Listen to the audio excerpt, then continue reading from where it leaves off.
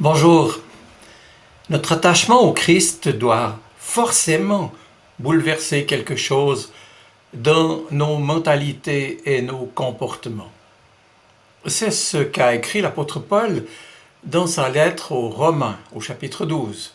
Je cite, « Puisque Dieu vous a manifesté sa bonté, ne vous conformez pas aux habitudes de ce monde, mais laissez Dieu vous transformer et vous donner une mentalité nouvelle. Vous pourrez alors discerner ce que Dieu veut, ce qui est bien, ce qui lui est agréable et ce qui est parfait. » Oui, mais me direz-vous, qu'est-ce qui doit changer dans notre mentalité de chrétien habité par l'Esprit de Dieu? Et qu'est-ce qui peut changer en profondeur dans nos relations les uns avec les autres? Eh bien, un exemple très concret nous est donné dans cette autre lettre de Paul adressée à son ami Philémon. Après avoir lu cette courte lettre à Philémon, relisez aussi les 12 derniers versets de la lettre de Paul aux Colossiens. Nous sommes en l'an 62. Néron est empereur et Paul en prison à Rome. À la fin de l'épître aux Colossiens, écrite en même temps donc que celle à Philémon, on voit que la plupart des noms des personnes mentionnées se retrouvent en effet dans les deux lettres, à commencer évidemment par Philémon, un ami bien-aimé et un compagnon d'œuvre, comme on disait, de Paul, qui vivait justement à Colosse avec sa femme Aphille et son fils Archippe. Leur maison était même le lieu de réunion des chrétiens, si bien que Paul pouvait écrire et parler de l'Église qui se réunit dans ta maison, dit-il à Philémon. Quant à Onésime, à propos de qui l'apôtre écrit sa courte lettre à Philémon, il avait été auparavant le domestique, esclave donc de Philémon. Mais Onésime avait fait du tort à son maître chrétien. Sans doute l'avait-il volé avant de s'enfuir.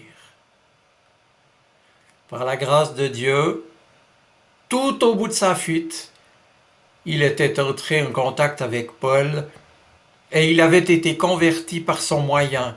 Et sa conversion avait été si profonde que Paul après pouvait parler de lui comme d'un fidèle et bien-aimé frère. C'est ce qu'il dit en Colossiens 4, verset 9. Voilà pour les faits.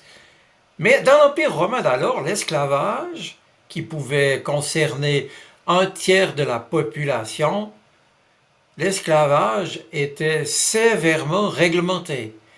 Il était, bien entendu, illégal de protéger et de conserver un esclave en fuite dont la faute de ce dernier était considérée comme très grave et pouvait être même parfois sanctionnée par la peine de mort. Il se trouvait donc d'une part qu'Onésime, l'esclave, s'était converti au Christ grâce à Paul, et que d'autre part Philémon, le maître, lui-même était également devenu chrétien grâce à Paul. Dans cette affaire, Paul ne va prendre position ni pour Philémon, ni pour Onésime. Il ne prend pas non plus une position politique, théorique, voire même dogmatique. Son projet est beaucoup plus modeste, plus concret, plus efficace aussi, dirons-nous. Paul tient simplement à ce que l'esclavage soit aboli dans l'Église. Ce qui nous montre aussi que la communauté chrétienne, dès le départ, pouvait devenir comme l'antichambre du royaume qui vient, ou bien le laboratoire d'un style de vie fraternel différent des habitudes de ce monde. Et Paul s'adresse ici à la responsabilité de Philémon. Je le cite dans sa lettre. « Je n'ai rien voulu faire, écrit Paul, sans ton accord, afin que ce bienfait n'ait pas l'air forcé, mais qu'il vienne de ton bon gré.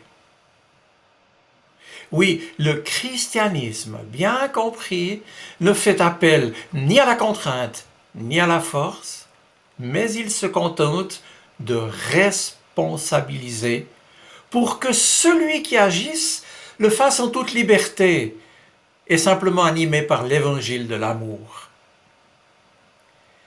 Vous l'avez compris, cette lettre de Paul est donc particulièrement concrète et pourtant elle nous éclaire sur ce qu'est vraiment la liberté chrétienne.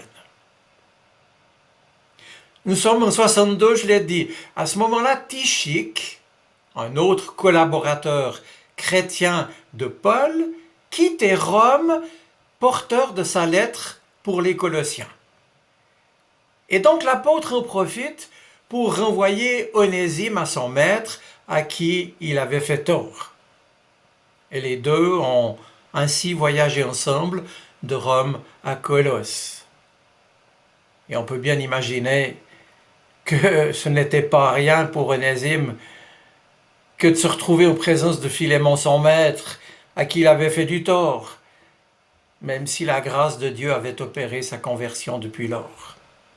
Et nous pouvons aisément imaginer aussi que ça n'a pas dû être simple pour l'un et l'autre de s'accueillir comme deux frères, alors que l'un est l'esclave de l'autre. Ils ont dû apprendre à vivre le pardon et la réconciliation. Et il a sans doute fallu de la patience et du dialogue pour y arriver. Ce qui est certain, c'est que chacun a dû changer de regard sur l'autre. Et pour cela, ils ont dû s'appuyer sans doute sur l'enseignement de Paul et sur la parole de Dieu dans la prière et dans le dialogue.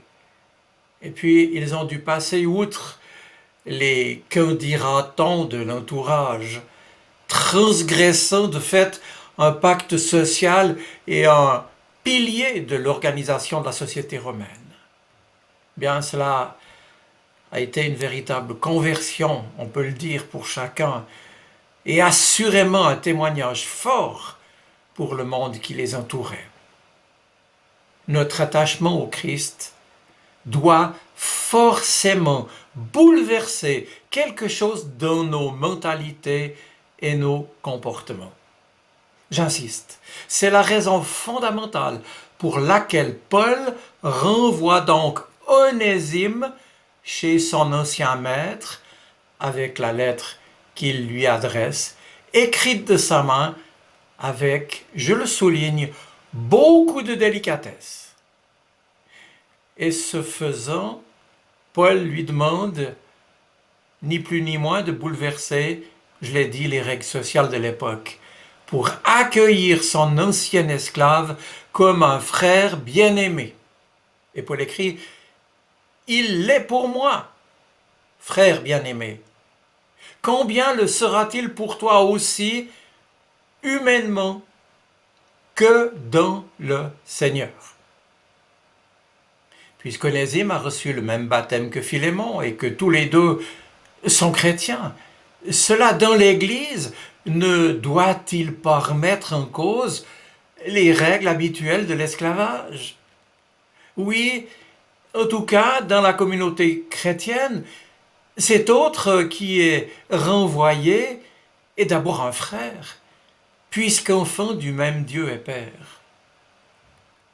Et puis Paul n'avait-il pas déjà écrit aux Galates, « Il n'y a ni juif ni grec. Maintenant, il n'y a ni esclave ni homme libre, il n'y a plus l'homme et la femme, car tous, vous n'êtes qu'un en Jésus-Christ. » La mort et la résurrection de Jésus ont modifié nos perspectives de chrétiens. L'apôtre ainsi ne critique pas Philémon qui possède un esclave et il ne lui demande pas de le libérer. mais il le prie de le traiter comme un frère. Et Paul propose à Philémon, comme d'ailleurs à Onésime aussi, de changer donc de regard et de comportement. Et nous, mes amis, comment regardons-nous ces autres qui sont tout autant que nous des frères et des sœurs en Jésus-Christ? Nos relations avec eux, avec elles, sont-elles devenues fraternelles et bienveillantes au point de modifier notre mentalité et nos comportements envers eux? Comment les considérons-nous, et pas seulement au sein d'une même paroisse, d'une même communauté, d'une même église, et cela encore au-delà de la diversité de nos nombreuses confessions chrétiennes? Eh bien, voyez-vous, il y a là un principe éthique chrétien qui est en effet rendu possible par la nouveauté de notre vie et de notre union avec Jésus-Christ. Car si un même esprit nous habite, un même amour peut et doit nous animer, et cela jusque dans le plus concret de notre vie quotidienne, au-delà des règles et des convenances sociales, et celles d'aujourd'hui aussi. Paul a écrit avec prévenance et bienveillance. Son propos appuie et met l'accent sur l'amour fraternel concret comme étant le seul comportement qui convienne au christianisme. Il est bien évident que le chrétien doit être marqué par la droiture, l'honnêteté et la franchise qui sont à l'opposé de l'hypocrisie et du mensonge qui caractérisent souvent notre société. Paul rappelle aussi à Philémon qu'Onésime pourrait aussi lui être utile à lui, et non en tant qu'esclave, mais cette fois en tant que collaborateur. Et là, c'est un clin d'œil, puisque Paul joue sur la signification en grec du nom d'Onésime, qui veut justement dire utile. Et il rappelle aussi par là qu'il peut prendre pour collaborateur aussi bien un esclave qu'un propriétaire d'esclaves. Dieu ne juge pas ni à nos apparences, ni à notre statut social. Bref, ici, Paul écrit qu'il aurait bien aimé garder Onésime pour l'aider dans son épreuve en prison. Mais Philémon avait des droits que Paul respectait scrupuleusement. Et Paul ne voulait rien imposer à son ami. Il n'use donc pas directement de son autorité d'apôtre, mais il fait appel à l'amour chrétien et aux liens d'amitié qui les unissent, Paul et Philémon, l'un à l'autre. Dans cet esprit de droiture et d'amitié, Paul se propose même de dédommager Philémon de ce qu'Onésime lui a dérobé, tout en lui rappelant avec diplomatie que c'est grâce à lui, Paul, que Philémon a accepté Jésus-Christ. Alors que dans certains de ses écrits, Paul peut être très sévère, ici, il est plein de tact, de délicatesse et d'humilité. Ces sentiments, ces attitudes qui doivent présider à notre vie relationnelle et notamment fraternelle dans l'Église. Si Philémon avait été enclin jusque-là à être juste et dur, combien a-t-il dû être ému par les propos de Paul? Parce que finalement, quelle était sa perte? Combien elle devait sembler finalement petite, même si elle se montait à de fortes sommes, en comparaison de l'immense dette d'amour qu'il devait au témoignage et à l'affection de Paul qui lui avait permis de devenir chrétien. Voilà, mes amis, notre attachement au Christ doit forcément bouleverser quelque chose dans nos mentalités et dans nos comportements.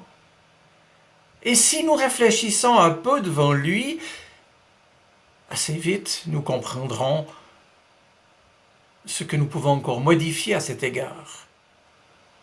Et voilà, ce sera mon dernier mot. Si Dieu a jugé bon que nous ayons cette courte lettre de Paul à Philémon dans notre Bible, comme étant un récit inspiré, alors je vous le demande, n'est-ce pas précisément pour nous montrer que l'Évangile, avant tout, c'est du concret et du pratique? Je vous souhaite une bonne semaine. Soyez bénis. Amen.